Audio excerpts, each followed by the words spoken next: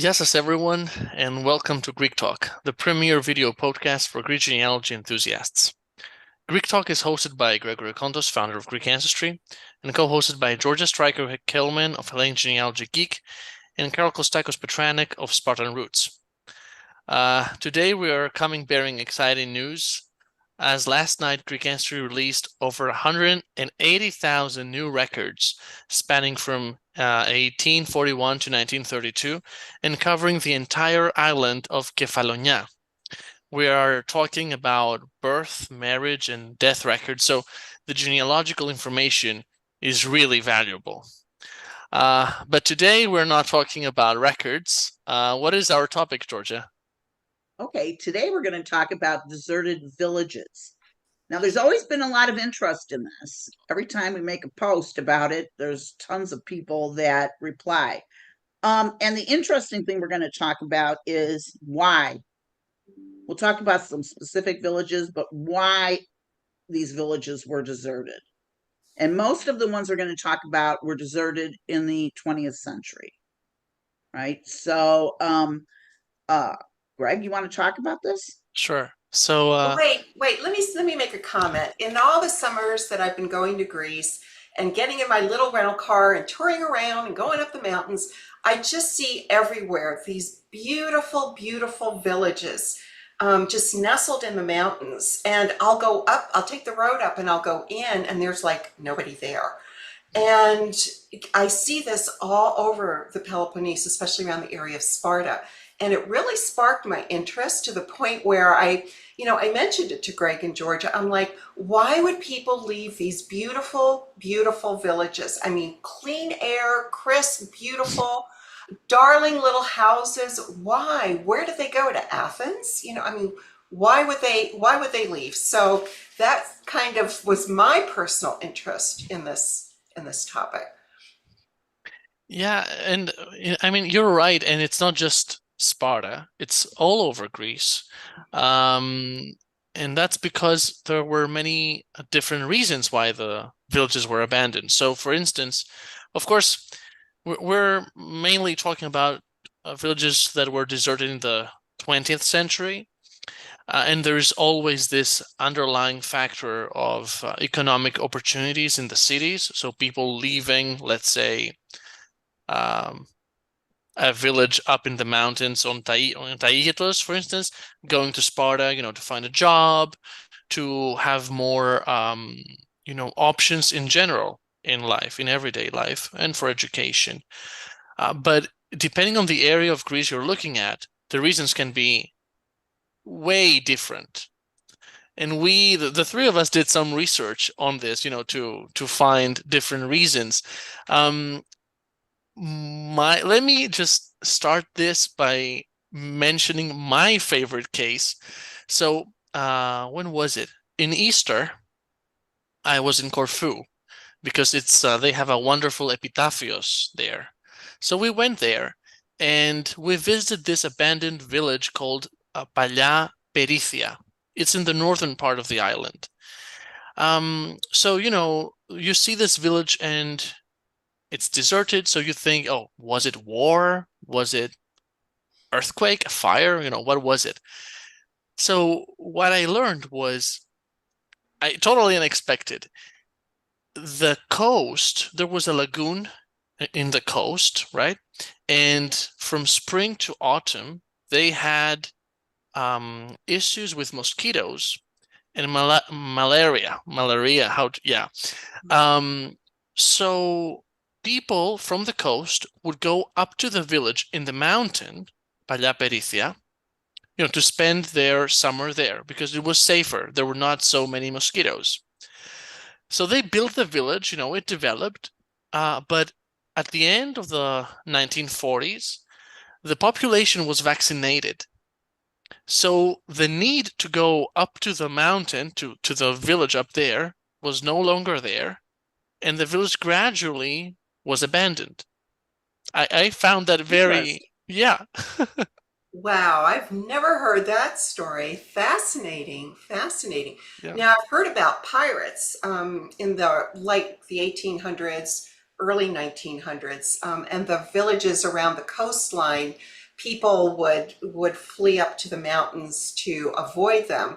That kind of surprised me. I never realized that piracy was such a huge issue for Greece, the Greek coast, and even some of the villages inland. It's fascinating, absolutely fascinating. So I'd heard about the pirates, and of course we all know about during the Ottoman period. Greg, do you want to tell us a little bit about why people fled up and where So, they went? so this is interesting. During the Ottoman times, um, people had the tendency to go up to the mountains for better security.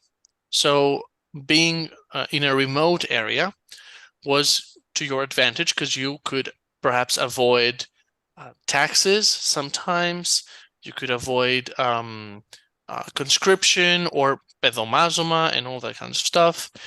Um, and of course, going up to the mountain also facilitates a shepherd's the life of a shepherd, because in the summer those areas, the mountainous ones, are cooler, so it's better for the flocks, rather than ending up in the valley again.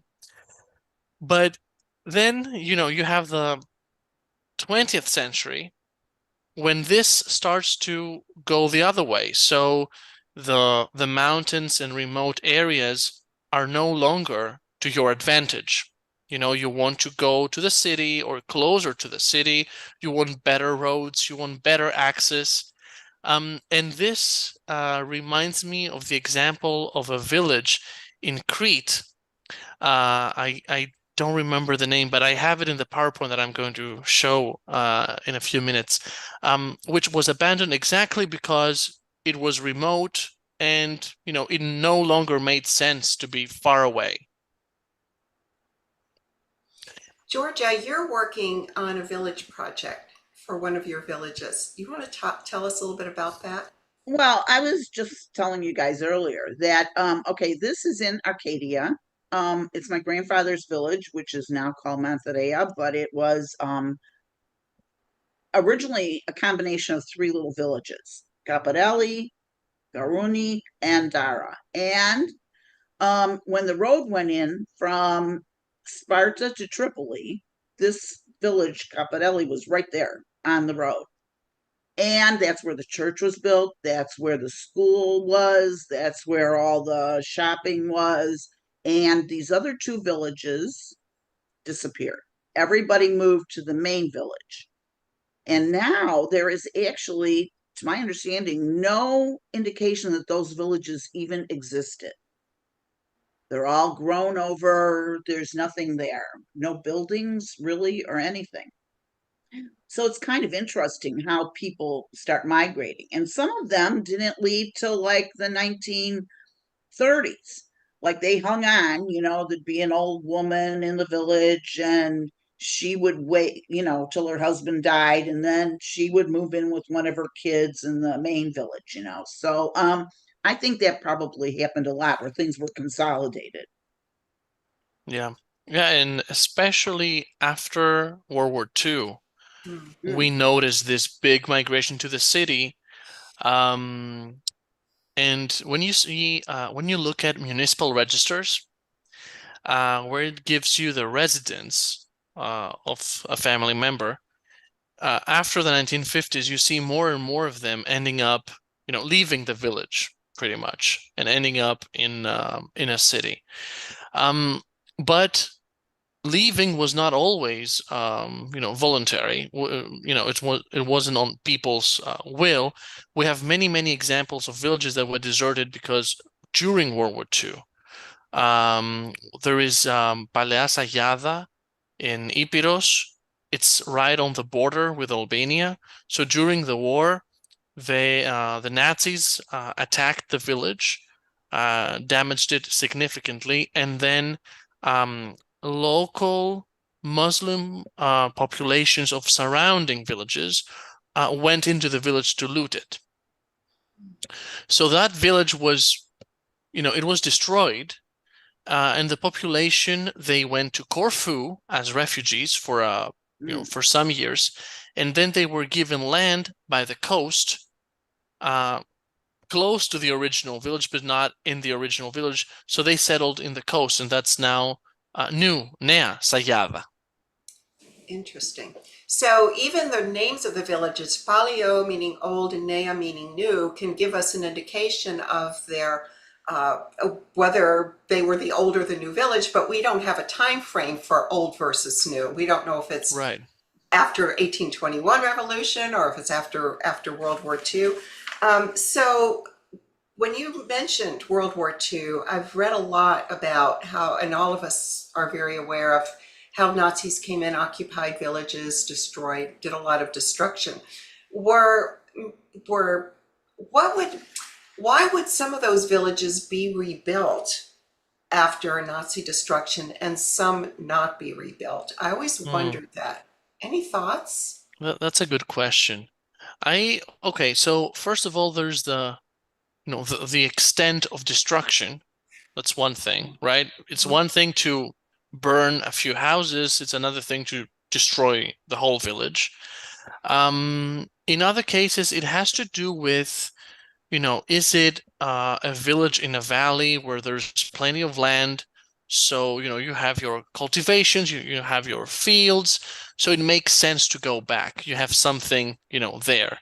If it's a village in the mountains, right, and you just had your flocks and the Germans took your flocks and burnt the village, there's nothing left for you there.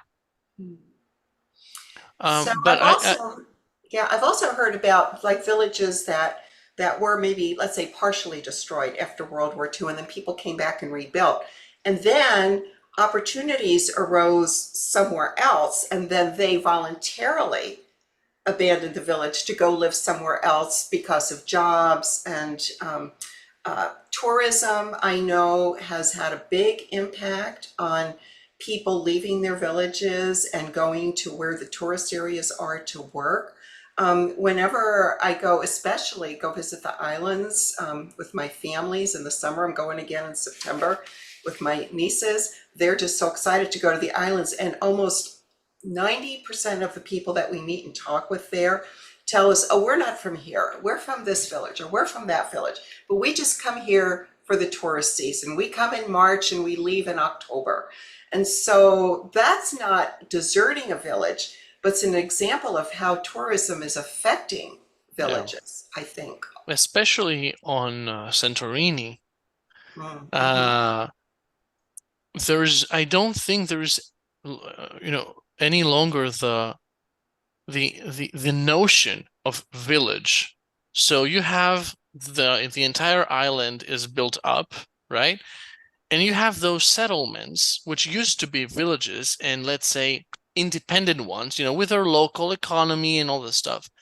And now it's just building area. You don't feel that, oh, so this village is separate from that one and separate from the main village of the island, like the Hora, the town. So yeah, tourism certainly affects villages, and this was a good point of view, Carol, because um, we are talking about different levels of abandonment. Mm-hmm. There are some villages that are destroyed and nobody lives there. There are villages that are deserted, but there are buildings, standing in a relatively good condition. There are others where there are no permanent residents, but people come back in the summer. So there are many different kinds of villages. Carol, you had mentioned something once about Vamvakou in Mm-hmm. Laconia. Yeah. So start telling about that. I'm going to show the PowerPoint while you're speaking. Okay, so last summer, one of my cousins was participating in what they call the Vamvakou Revival Run, R-U-N, and it was runners. It was people who were going to run, I don't know how many kilometers, 30 kilometers through the mountains. So they packed me up in the car with them, and we drove from Sparta to Vamvakou up through the beautiful, beautiful mountains. And again, passing through many villages. Some of them, most of them were inhabited, but a couple you could see there was just nothing there.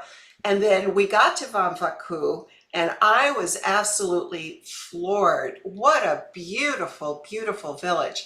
So what I learned is that Vamvakou was the home village of Stavros Niarchos.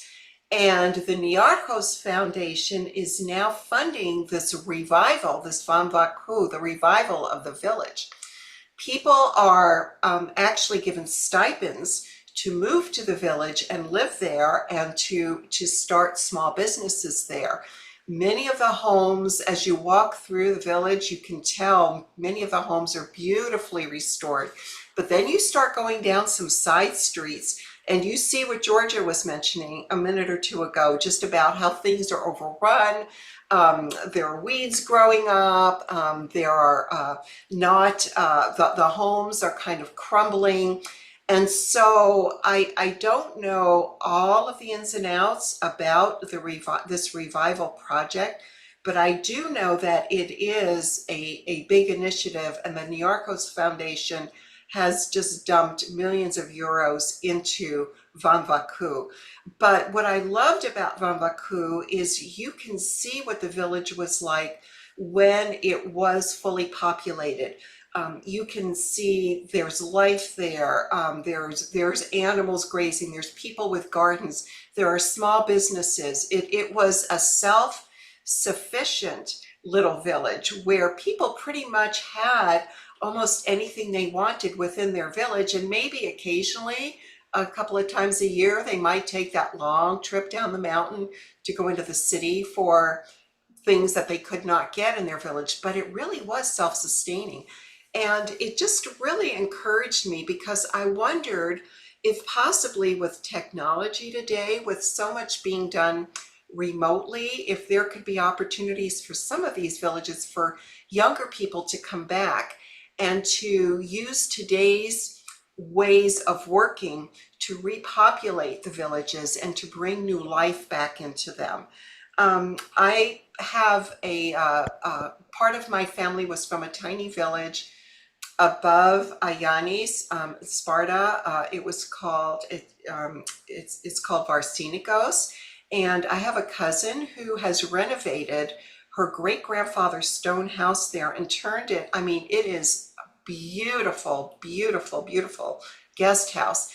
And she now rents it to tourists who come in. They want to get away from the city. They want to get up in the mountains with the fresh air. They want to hike. They just want a total, complete escape from the busyness of everyday life. And Right. she's just running this beautiful little house there. But that village was abandoned as they had a one-room schoolhouse, and at one time when my cousin was going to school there, elementary school there were maybe 40 or 50 children in the village, excuse me, in the school. And then as the children graduated and went to the gymnasium or the high school in Sparta, the families left the village so that their children could go to school in Yeah. Sparta. And then finally they closed the school when there were just a few students left.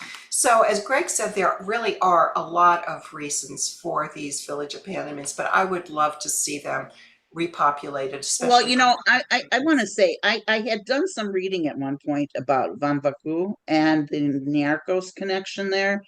And what I believe happened was there were still a couple of families living there, and the guys got together and they knew Niarchos was from there, and they put together a presentation to make to him to help support their revitalization of that village. And so they went out of their way, a few local people went out of their way to make this happen. And they put together a marketing plan, a business plan for doing this, and presented it to him so that they could get the funding. And so I think it's really very interesting. And now, aren't they also revitalizing their silk? Isn't that where they were doing the silk uh, production too? Yeah. Look, I uh I like the Vamvakou project, okay? But and turning the old buildings into hotels or whatever, that's a good idea. But that's not the solution for No. sure. And yes, you can work, remotely from a mountainous, village, whatever. But, what about education that you mentioned before? What about, doctors? So, and what about also your everyday transaction with administration, bureaucracy. So in 2012, when we had the Kallikratis reform of municipalities, that really killed the villages because it took from the villages the municipalities. So municipalities used to be smaller, so a big village could have its own municipality, and all those were merged into bigger ones. So they lost the municipal offices, they lost GEP offices, and then they also lost banks, some Right. doctors, some this, some that. So you have this centralization towards the cities or the big settlements, um, that make it impossible for someone to really settle permanently in an abandoned village. You have nothing to do there, and so it's really complicated. You will need a whole reform Yeah, of Greek countryside. Yeah, there's no support structure. that's really Plus, That's sad. plus that people in Greece tend to not work their land. That's also an issue. So you have villages that have land around them, and people just, they don't cultivate the land, they don't use it. So economic it, opportunities that's a go is that a even. recent occurrence, Greg? When did that start? Because when our grandparents were there, they did. Oh, yeah, yeah. And they did well until, the 60s, the 70s, the 80s. The EU has to do something with this. Some trees needed to be cut down. And also the idea of EU funding for agriculture that Uh, eventually did not end up in agriculture. It also has to do with that. So, you have increased costs, you don't have any development in agriculture in Greece. So all these factors, play a significant role. Um, so yeah, that's a bit pessimistic. Um, yeah, The other thing too is someone mentioned to me, a historian mentioned to me that a lot of times in villages, they were settled by families. Maybe you'd have two or three families that would come and settle in a village, and then they would have children and etc. The village would grow that way.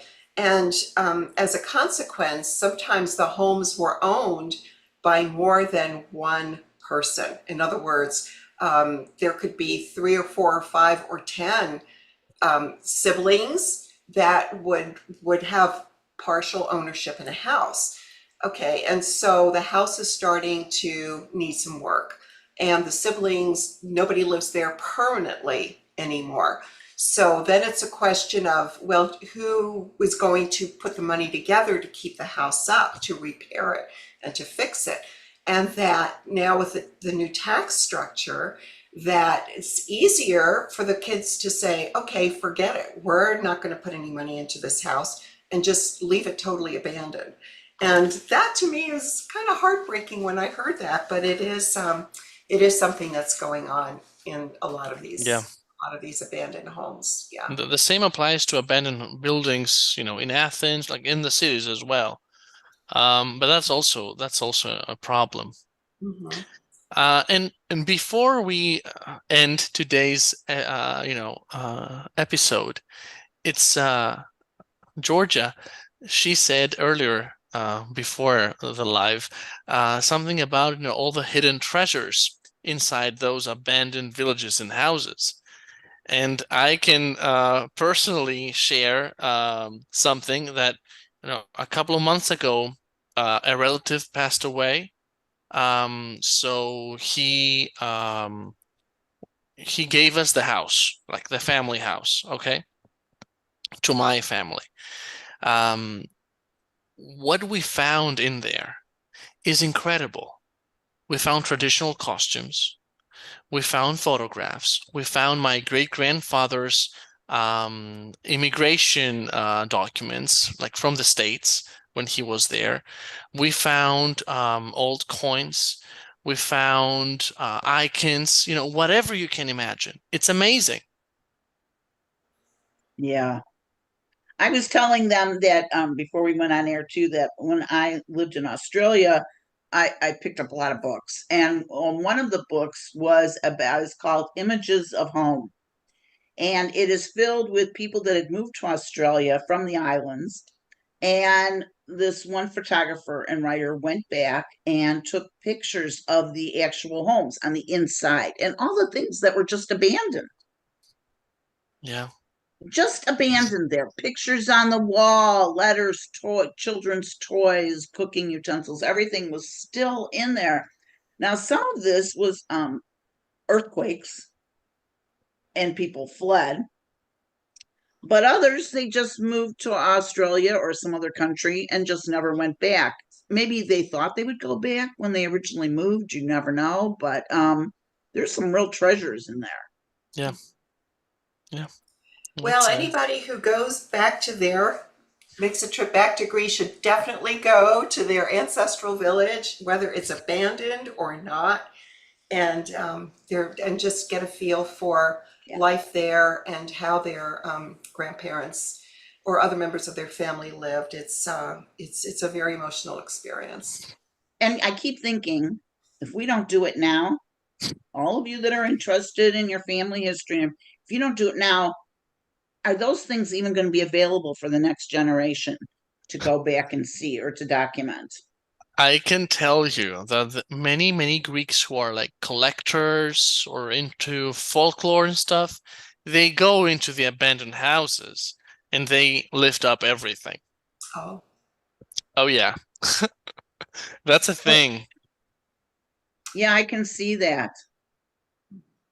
Yeah, You know, I can see that happening.